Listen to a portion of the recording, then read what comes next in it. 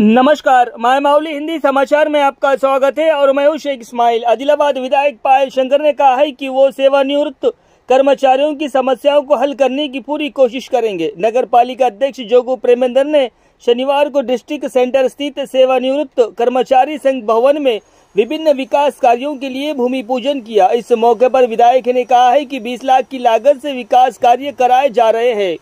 उन्होंने आश्वासन दिया कि सरकार सेवानिवृत्त कर्मचारियों के भवन के लिए जगह आवंटित करने के लिए कदम उठाएंगी। इससे पहले सेवानिवृत्त कर्मचारियों द्वारा विधायक को शाल उड़ाकर सम्मानित किया गया। इस कार्यक्रम में सेवानिवृत्त कर्मचारी संघ के जिला अध्यक्ष लक्ष्मण रेड्डी किष्टन्ना, सदस्य भाजपा नगर अध्यक्ष लाला मुन्ना, जिला अध्यक्ष ब्रह्मानंद विश्रांत, उद्योग संगम के नेता और अन्य लोग शामिल हुए।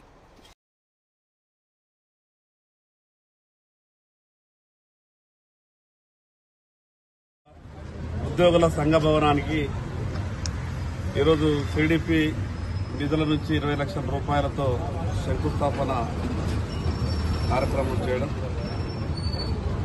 నిజంగా విశ్రాంత ఉద్యోగులందరినీ కూడా మనస్ఫూర్తిగా వాళ్ళందరితో కూడా ఆశీర్వాదం తీసుకోవాలా. జీవితం ఉద్యోగం చేసిన తర్వాత కూడా ఈ శేష జీవితంలో వాళ్ళు గడుపుతున్నటువంటి తీరు వాళ్ళని చూసినప్పుడల్లా మాకు ఒక సంతోషకరమైనటువంటి ఆలోచన వస్తుంది.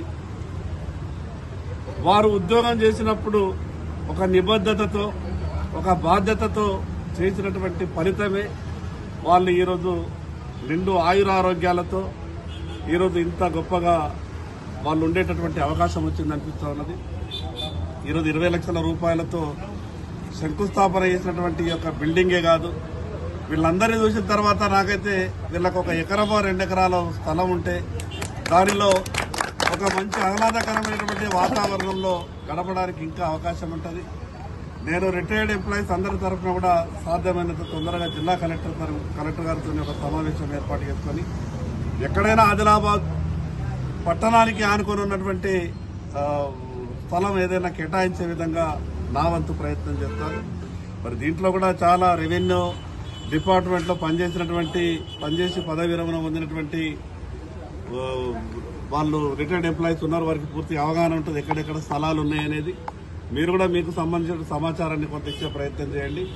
అదేవిధంగా మున్సిపల్ చైర్మన్ గారు కూడా ఉన్నారు కాబట్టి సాధ్యమైనంత ఆదిలాబాద్ మున్సిపాలిటీలో కూడా ఏదన్నా ల్యాండ్ ఉంటే ఈ యొక్క సంఘ సభ్యుల కొరకు ఇచ్చేటటువంటి ఇదేం వ్యక్తిగతం కాదు.